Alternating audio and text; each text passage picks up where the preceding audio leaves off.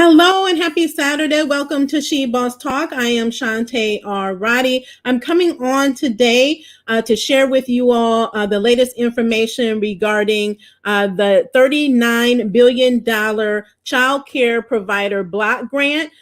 So this is really important information for those of you all, whether you are a child care provider, whether it's an in-home, whether you have an outdoor daycare center, or you know someone who does. This is the video for you. I will be coming on with additional videos as they start to release additional information regarding this program. So those of you that are joining, I see you all coming in. Let me know who you are. Let me know where you're hailing from, what your business is. And definitely, if you are in a childcare provider in the industry, let me know as well. Do share this out. Sharing is caring. Tag someone that you know that is a child care provider. This is so important because we know that there are so many of these programs that are being rolled out under the latest $1.9 trillion American Rescue Plan Act that was passed and enacted into law. So all of these programs are rolling out. So this is one of several. And there's some uniquenesses about this program from the other programs that I have discussed before. As always, all of these programs have their own individual videos because I think it's important to make sure you have explainer videos so you know what the program is, what makes you eligible, what the different requirements are, how much you could potentially get from each program, who is administering the programs, and so forth and so on. So that's what we're talking about today. And then I'll answer any questions that you may have. But this is really specifically going to be for this child care provider. Block grant is what it is called. Again, this is a $39 billion program. There's actually more monies under this. Falls under the category of Health and Human Services within the American Rescue Plan Act. So there's billions of dollars, but for the block grants, this is the $39 billion portion. And then also $1 billion is actually set aside for Head Start programs. Now, the difference between this program, like I said, and the other grants that are administered by the SBA is that this one is not. So there's a lot of information come out, a lot of summaries about the bill, and you never see this one under small business. But I don't want you to think that this is not pertaining to small business just because it's not being administered through the SBA. This is under Health and Human Services. This grant will be administered at your state level. So I said before that all of the states receive billions and billions of dollars. They have their own programs. They also have block grants already. So you may find in your state that there are already block grants. I know I've seen several states that already have them. And so what they would do is add on more money, more funds to these programs to be able to give you all access to these grants. Now, in order to receive these grants, just want to go over eligibility real quick based on what it's outlined. This is language in the bill. I read it all the way through, but this is not the additional guidance that will be coming out. So there will be more guidance coming out later, but you do need to be a licensed. So if you're not clear if you're a child care provider, if you would qualify for this grant or not, you need to be licensed, regulated, or registered in the state, territory, or Indian tribe as of the date that the American Rescue Plan Act of 2021 was enacted. You must meet all applicable state and local health and safety requirements. We know to be operating as a child care provider, there's a lot of health and safety requirements that you must sustain. And those you must sustain those in order to qualify for this program. As I said, it's administered by the state. So if you are in sanction or any type of suspension due to violations, they will know about it and you will not qualify for this grant. So again, make sure that you're up on the health and safety standard requirements in your state and that you are fully aligned and in compliance with those requirements. This is carried out under the authority of Section 6580 of the Child Care and Development Block Grant Act of 1990. So this grant is not new. So I put that in here because this is operating under the authority of that 1990 Act, which means that states already have this block grant. They're just putting the $39 billion towards that. Again, that would be divvied up among the different states to add to their block grant programs, okay? And if the state doesn't already have a program, again, they will be putting one into place because they must roll this out and then give you all the opportunity to get access to this grant award. And so again, you want to make sure that you reach out to your state government. They all have a health department, just like they have a business department. If you're not sure what to reach out to, if you contact departments within the state, let them know what you're asking for, who you are, and if they can refer you to the proper person, department, or agency in your state, they will do that. They're very forthcoming in that regard.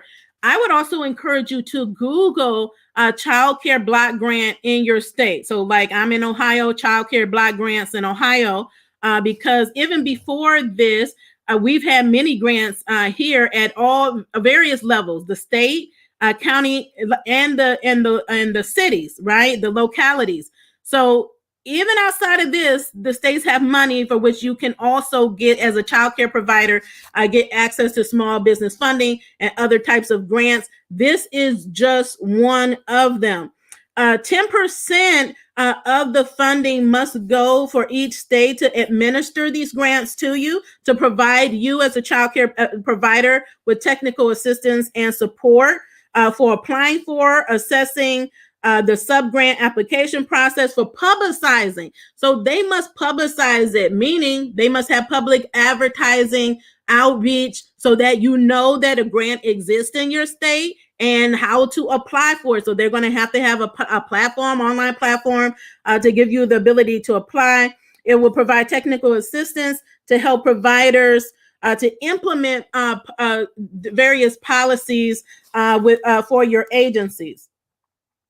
And then the remainder of the funding. So again, 10% goes towards that for the administration and the rollout, making sure you all have everything you need. They publicize it and all that. Then the remainder is actually what they call sub-grants that actually go to you all as providers. Okay. So I hope that that's clear. You can get this and receive other assistance. So that's usually a question is, okay, if I apply for this grant, can I apply for other grants that are available, right? There's going to be other grants available in your state. And the answer is yes. You can apply for other federal, state, county, and city grants that are available to you, for which you qualify for in addition to this one. So that's good to know. So let's talk about some of the qualifications and more of the qualifications and eligibility. So it's saying eligible providers as of the date of submission of your application. So when you actually submit your application, you must meet all eligibility. You must be open and available to provide child care services, or closed due to public health, financial hardship, or other reasons that were related specifically to COVID-19 health crisis. So if you are a child care provider and you close, let me know. And if you're a child care provider and you're open and you're still providing services, let me know that as well. But those are some of the eligibility requirements. Again, you must meet the qualifications as of the date that you submit the application, must be open and available to provide the child care services, or you were closed due to public health, financial hardship, or other reasons related specifically to COVID-19. So that's the key point, right? So if you're out of business because you were your license was removed, or you just closed your doors and it has nothing to do with COVID, then these grants are not for you. So obviously there will be an application process, a vetting process for them to know that you meet these various qualifications. Now, let's talk about the amount of the grant. The amounts of the grants will vary. Usually, for the other grants I told you, they usually state the amount like the max of what the grant is. I didn't see any language specifying how much of grant that you can get. What it does say that is based on the provider's stated current operating expenses, which may include costs associated with providing healthcare child care services during COVID for each employer and provider. It does say that you must pay no less than full compensation. So you can't get the grant and then start laying off your people or reduce their compensation or reduce their hours. You must maintain your staff at full capacity, full compensation is what it's saying. So for you, and the grant amount is for the cost of your operating expenses, even those prior to the time that you're applying. So there, I would talk about that and being able to get like reimbursement for, for expenditures that you paid out for during COVID that were prior to this application even opening. We'll talk about that. You must provide relief from co-payment tuition for enrolled families and prioritize those who are struggling to pay. So you all know, those the families that you're helping who are struggling. And I said this before, is that part of this grant is to be able to help you provide relief to your clients, right? That you're providing these child care services for. And so you must provide them relief as you are getting relief, is what it's saying. And those that are in most dire need, you need to prioritize them. And again, like I said, they will provide an advance on your expenditures. That's why it's important for you to be organized and know, have managed your costs and know what you spend out at what time. And then so that you can calculate that. More specifics on calculation of what the grant amount will be provided by your state. They don't go into that level of detail in the bill. Once they roll out and most likely will come from the Department of Health and Human Services.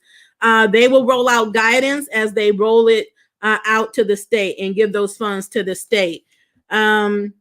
Now, how would the funds be used? Personnel costs. So these are some of the things that you can use the grant money for. Personnel costs, including independent contractors.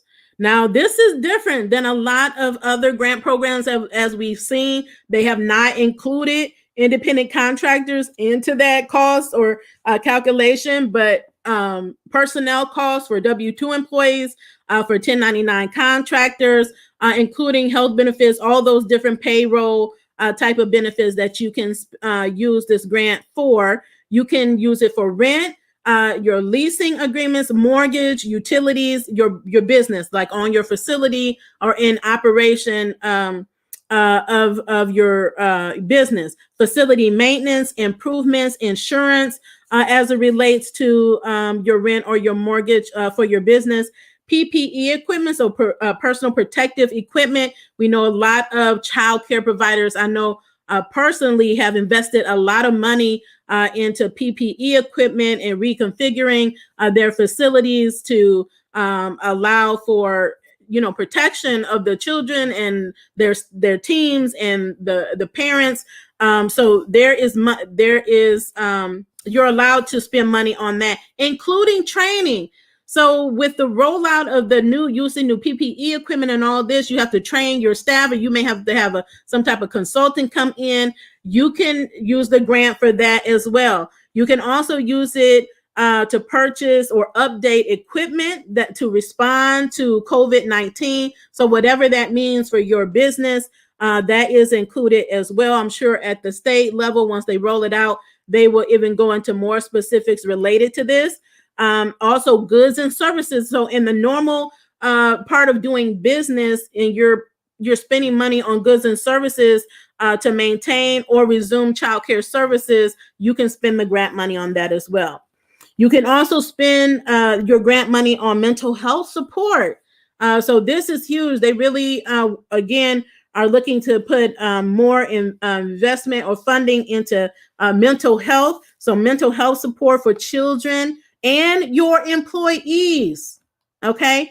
Mental health support, your employees need it, okay, and your the children. So you can use it for that. And then reimbursement for expenses prior to the enactment of the American Rescue Plan Act.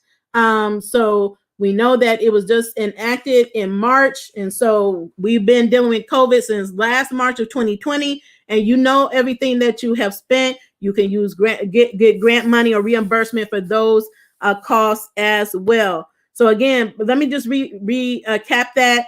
What you can use the funds for: personnel costs, rent, PPE equipment, purchases to or updates of equipment, goods and services to maintain or resume childcare. You can spend it on health, mental health support for children and employees, and get reimbursed for expenses prior to the law being enacted.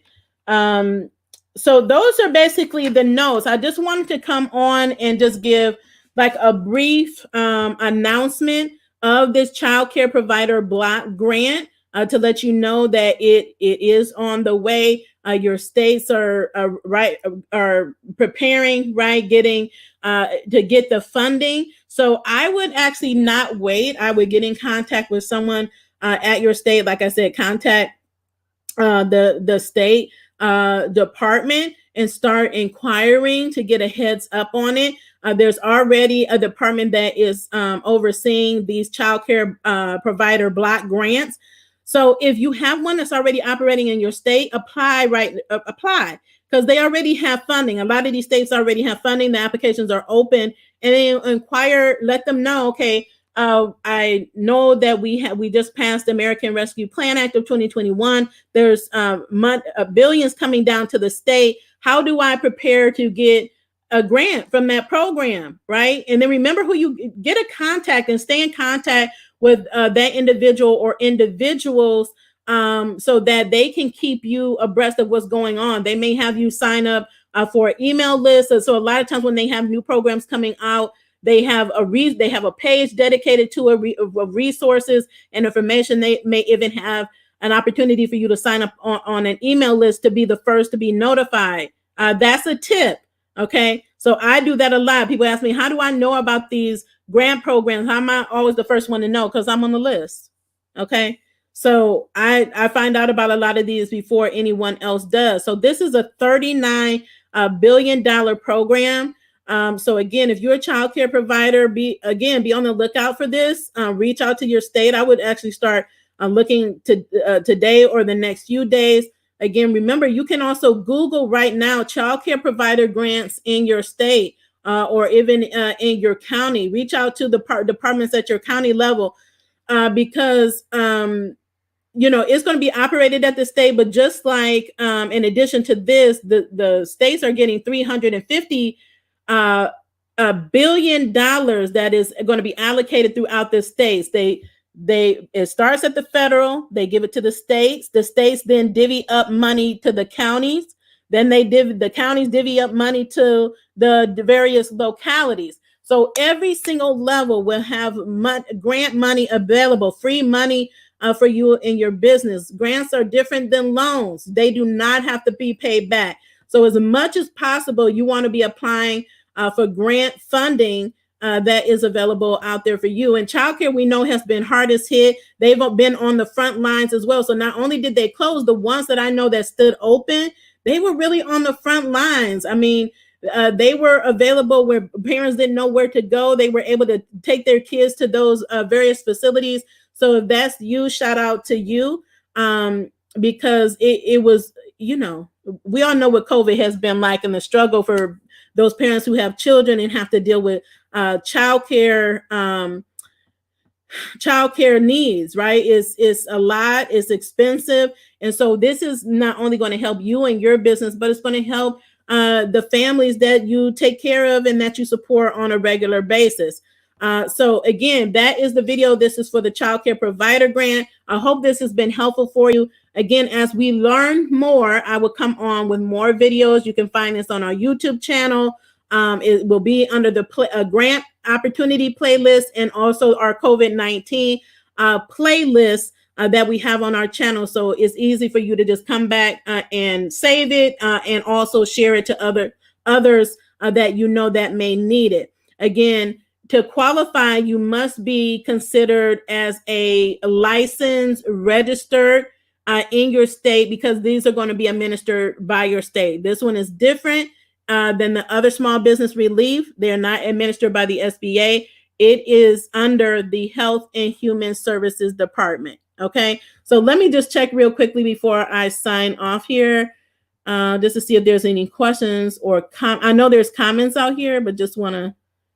Okay, so we do have Loretta, who's a child care provider here in Ohio. We have another one in Philly. Okay, get ready. You want to be ready when these open up. We have another one in Ohio. Hi, Tina. Let's see. Yeah, we have a lot of child care providers in California. Are they going to be checking for credit? No, they don't check for credit for grants. There's a difference between loans. Loans have to be paid back. They have a term, they have interest rates. They look at your credit to assess your risk of paying the money back. These are grants that do not have to be paid back, and it says it in the language. That's the difference. So if you're thinking, oh, I don't have great credit, that is a non-factor. Okay, that is a non-factor when it comes to grants. Someone else is saying they haven't received their stimulus. Okay, that's for another ongoing program. Just stay the course. Whatever you're applying for, stay the course. Just do what you're supposed to do. Submit on time, submit accurate information, and then follow up as necessary, just depending on the different programs.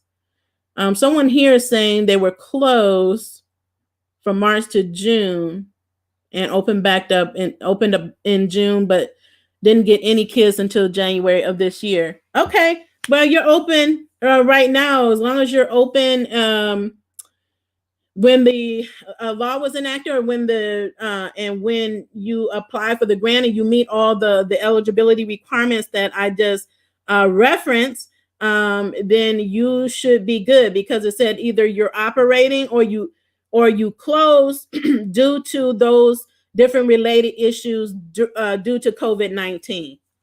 Okay. So someone is saying they're open but have no children. Why? Why don't you have children? Trying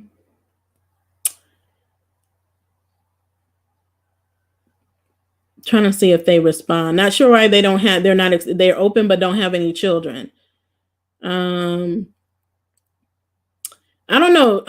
Nicole, just check in VA. Make sure that you're, again, I would reach out to many different departments as you can.